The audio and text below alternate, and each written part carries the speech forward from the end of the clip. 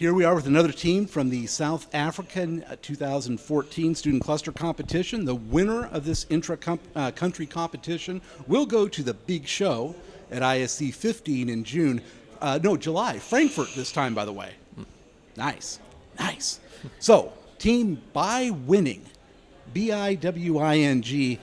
Gotta ask, where'd the name come from?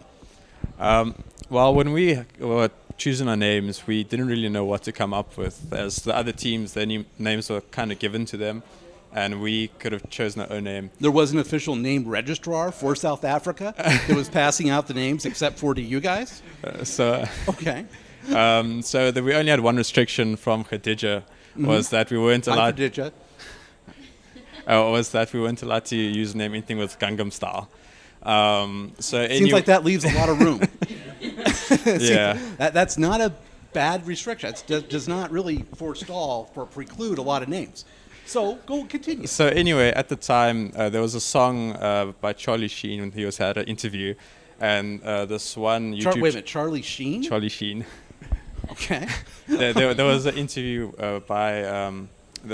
taken of him, and there's a channel on YouTube called Shmo Hoyo that basically does songs of a whole bunch of new stuff. Okay. And it was quite catchy. So Curtly said, "Hey guys, how about Bi Winning?" And that's sort of like, okay. Because when I first looked at your at this last night, your booth, I'm looking at that going, Bi Winning, because that had a whole different connotation in my mind, and I'm glad to hear your convoluted, strange, random story about it, because it's better than what I thought I was going to have to deal with in the interview. Touchy subjects that we haven't really gotten into in the student cluster competition before. Sort of like a student cluster competition interview the whole family should see together. So, but we're not there doing that. Oh no, we're not. We strictly on professional. Okay, good. So, what school are you from? We are from the University of the Western Cape. And that is where? Western Cape. Well, then UWC. Yeah. There's a Cape. Is there a city, Western Cape? It's by Cape Town. Oh, okay. There's UCT, and then there's UWC, and then down there is Stellenbosch. Okay. Why don't you pass the microphone around? You can just introduce yourself so Mom and Dad and Grandma and Grandpa can see you guys all up on the internet. And, my name is Vyacheslav Shevchenko. That's a lot of name. Okay. My name is Darren van Roy. Better, Darren. I got that. I'm not going to get the rest of it. I'm Curtly Blows. So you can't be Kurt. You're Kurt Lee Blows. Yeah. That's kind of cool. That's probably the coolest name here so far. I mean, I've only done 2 teams, but that's pretty cool. I'm Khadija Davids. Show me the name tag, because I'm not Oh, okay. That works. That's conventional. So, what are we running? What kind of system do we put together? Well, we have 1 head node and 3 compute nodes. Our head node Did you say is 3 or 2? 3. 3. Okay. Yeah. So 4 nodes total. Yeah, 4 nodes in total. And you're using the workstation form factor. Yeah. Okay. We went for the rack, but then we got an email saying that had to be onto this one. So I think Not all the that teams much got it, difference. I mean, but yeah. Yeah. Okay. And I'm assuming we've got some processors inside Yes, those nodes? we have. The reason we have the Dell T620, and the reason we went for the 620 is because it has support for the Intel 2600 series. Which when we did our research is better overall than the 2400. So as to name one or two is it has the 2 QPI links for I think that's for memory, whereas the 2400 only has 1, and also has quad memory channel support, unlike the 2400 which has tri. So each node has 4 gigs, 4 gig modules per CPU. So 4 gigs of RAM per CPU per core? No, CPU. No, per node. How many cores per CPU? 6 cores. Okay, so 6 cores, and they're running at what? 2.1 gigahertz. That seems a little on the low side. It is. Seems It like has. You could crank that up a little. It has a turbo clock thing about 2.4 or so. But maybe look to bump that up. I would think that you could. There should be some headroom in there. Yeah. Well, looking at our budgets, I think we got cut down about 50,000 odd from Yeah, the last you're year. doing more teams. Yeah. Sure. So, and we looked at what the performance was from other sites, what they're getting, and it looked like this sort of gave us the most. Okay. The next one we had to go up was a bit too much, and we didn't really get much out of it. So 12 cores per node. Per node. And how much memory per node? 32. 32 gigs. Okay, that's so not it's bad. 16 gigs per CPU. So you're 4 times 4. almost 3 gig memory per core. Okay, that's good. That's helpful. And now, how are you connecting them together? What's your interconnect? We are using a Dell gigabit switch, 16 port. Okay. Yeah. So you're sticking with the standard 1 gigabit budget. Oh, no, understand. You've got to Yeah. make choices here. That's the problem. Yeah. Okay. Um, Are you using dual connect on them? Would that be helpful? We wanted to do NIC teaming, but Yeah. then when I did a bit of research on that, it's more for redundant. Well, that's what I found. Depends. You can use it for performance, but I think it's a little hard. Yeah. I know I've never been able to make it work. So I did think about that, but unfortunately, I didn't get to it. Okay.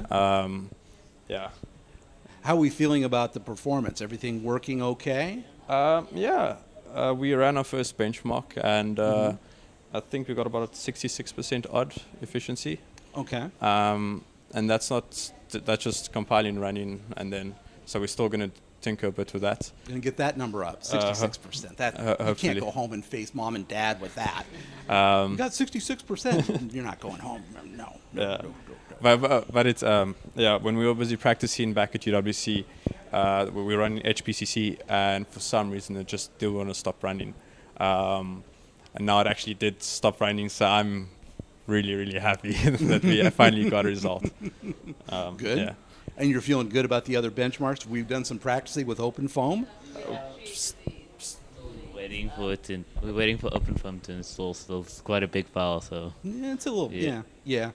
Now, have you split up the workload on the team so that some people are in charge of particular apps? Yeah, we more or less know all three benchmarks. We know. I mean, Yeah. LinPack. Yeah, and so a lot of stuff out we there. split the installation and running the thing. Okay. So we're doing more or less OpenFOAM, and they're doing the HPC and G. Yeah. Yeah. Well, HPC, LinPack, the most important application, HPC. Yeah. That's what lets you make a list of the top 500. Don't use it for anything else, but very important. Yeah. How are you guys doing with OpenFOAM? Well, we still need to run it, so. You do need to run it. So- Yes. And it's But you've used it. You've practiced with it. Yeah, we have. We've practiced installing. So Okay.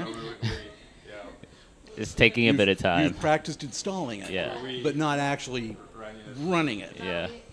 We were about to run it. Because there's some that would say that the installation of it is probably on the less challenging side, as opposed to the running of scientific applications using it. That tends to be more difficult. We finished with the exams like quite late-ish, so we had only about a week or so to actually practice.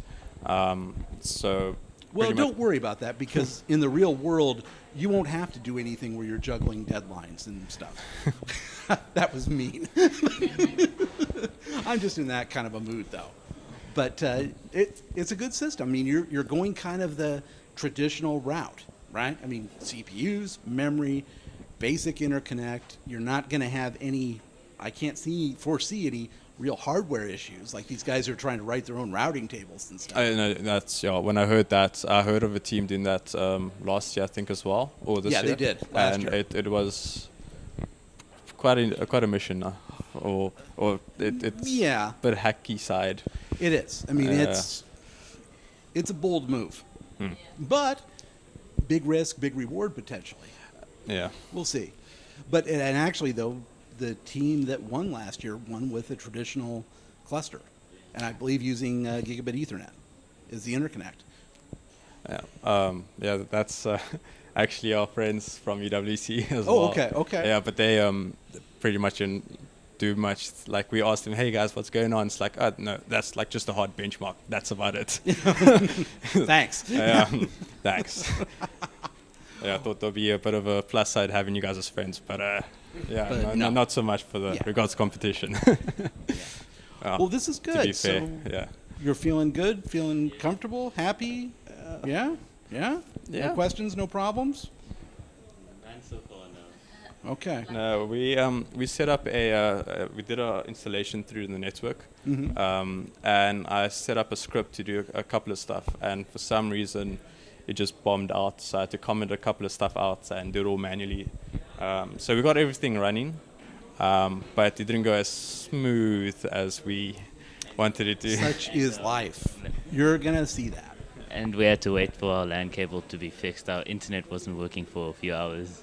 So, The cable's actually damaged. yeah. You mean just your Ethernet cable's damaged? Yeah, The the one go from to the one that connects us That to the shouldn't- internet. Because Well, they can replace that. Yeah, cable. they did. Okay. when they put I mean, if you were, real HPC people, you would have probably gotten into that and fixed it yourself. You would. the hardware and stuff. You can't touch the cabling either. Well, that's their. You get out and crimp your own cable. Go to that little country store over there and tell them you need some ends for Cat 5, right? And you're going to need a little bit more, and get a crimper. And do it yourself. I'm sure they have that stuff over there. It's right by the potato chips. Yeah, and by the electrical adapters. So, yeah. Yeah. Well, it's working now. So. Okay, yeah. Well, good. And let me know if anything else goes on, and we'll be right here to capture it. And we'll check back with you later. But good luck. Thank you very much. Thank you. Bye-bye.